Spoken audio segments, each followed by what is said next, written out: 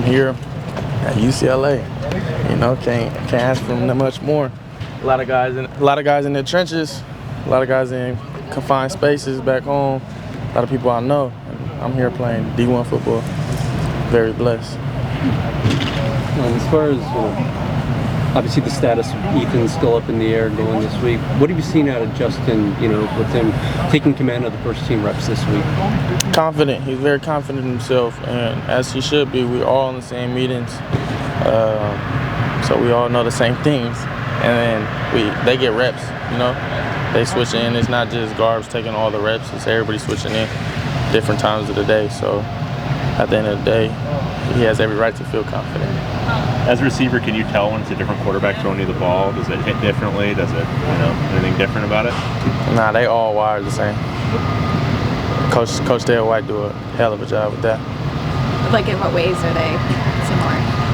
Throwing. Everybody has their different throwing forms, but how the ball comes, where it's placed, the timing, the drops for them. I can't really tell their drops, but I just know it's coming out on me.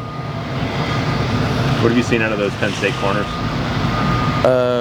They got some good cats. They got a hell of a defense. But I'm not shying away from nobody at the end of the day. It's us versus us. Obviously, Quasi's had a bit of a bigger role of late. What does he bring to this offense that maybe can help open things up for you guys?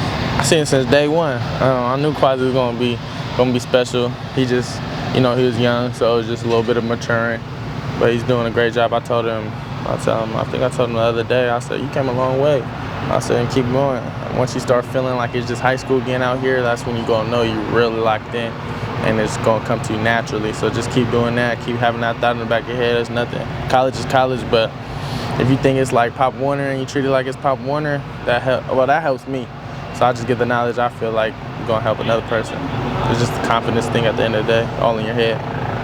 What do you think's been the biggest issue on offense so far this year? Just getting, fully going for a full game. We just all have to be bought in through all 4 quarters. And that's period point blank. We just all have to be bought in through 4 quarters. It's a 4-quarter game, 11-man football. It can't just be one person. That helicopter is super big.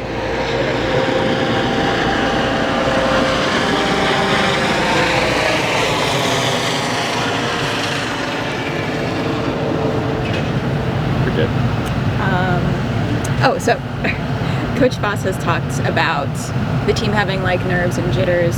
You don't seem like you're the type to really get nervous for games, but maybe for some of the other players, what do you think that kind of stems from? Not being there before. Pac-12, not as big as the Big Ten. Clearly 100 and except Oregon. I think Oregon got a big stadium. I've never been there, but I just know where we're going. Happy Stadium, Happy Valley. Yeah, 100 plus. LSU 100 plus. So it's just a lot of people. That's probably where it stems from. But for me, you just got to be calm, cool, and relaxed. It's treated like practice. We out here, we play football every day. Saturday is nothing different.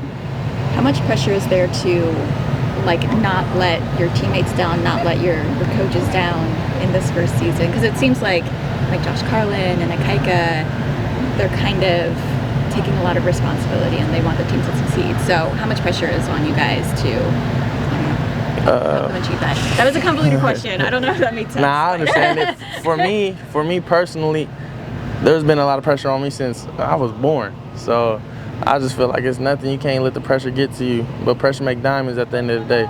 So, you do what you want with that. You got to keep going. You got to persevere through things. Life's not easy. There's going to be trials and tribulations. You just got to hurdle those obstacles. I know you're still kind of new to UCLA and new to your college career to some extent, but do you find yourself taking on more of a leadership role in this room? Most definitely. I feel like from the day I came in, I'm more of a lead by example. I'm not as vocal. That's something I want to get to though. I try to. It's a little out of my comfort zone, but I've been trying to a little bit here and there. But yeah, I'm a born leader. We might have asked you this before, but what led you to come to UCLA? I would have came here out of high school. Truth be told, I would have came out of high school. I just didn't want to stay in California. I wanted to be different and go across the world.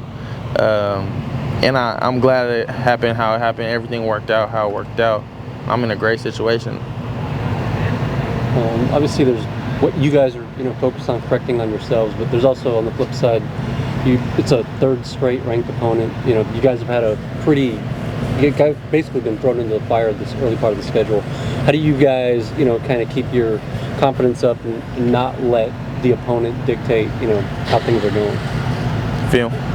Film, because we go back and we watch the film.